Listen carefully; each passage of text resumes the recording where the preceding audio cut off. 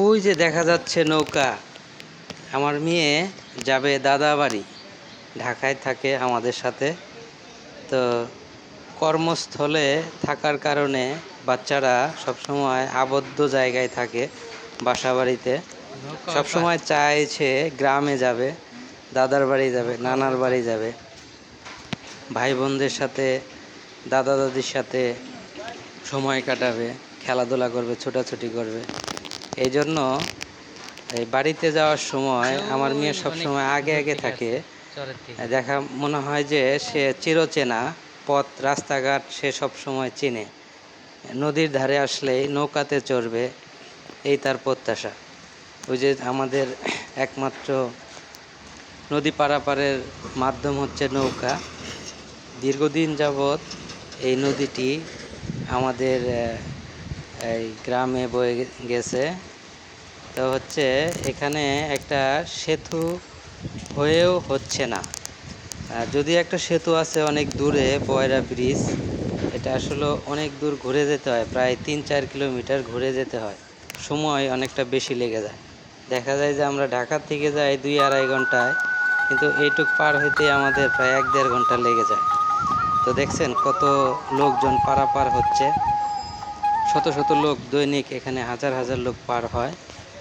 তো এইসব দৃশ্য আসলে দেখলে অনেকটা ভালো লাগে। ফ্যামিলি সহ যখন আমরা গ্রামে যাই, এসব দৃশ্য দেখতে দেখতে, উপলব্ধি করতে করতে যাই। আসলে সৌন্দর্যের লীলাভূমি এই বাংলাদেশ। আমার মেয়ে খুব আনন্দের সাথে দেখতেছে আর কখন নৌকায় উঠবে।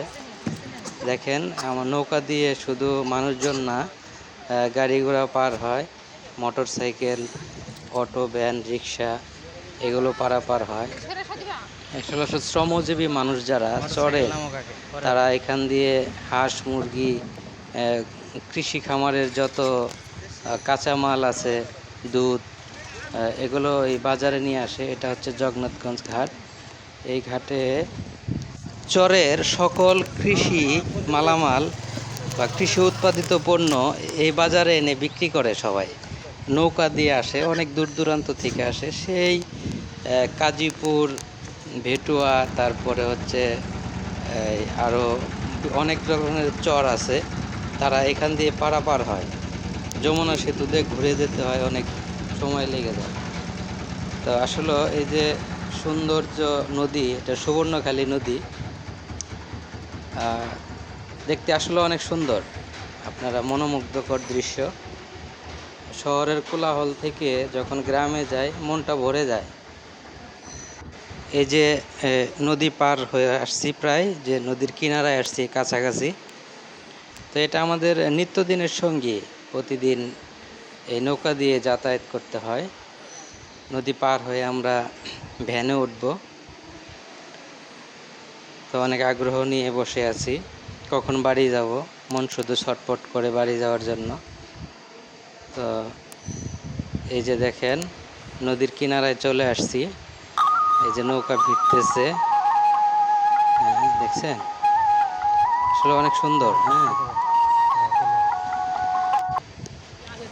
এই যে আমরা নৌকা থেকে নেমেই ভ্যান নিছি। দেখেন, যাওয়ার সময় কত গৃহপালিত গবাদি পশু, গরু, ছাগল, হাঁস, মুরগি, সকল কিছুই চোখে পড়ে। গ্রাম ছেড়ে যখন আবার শহরে আসি, তখন খুবই খারাপ লাগে।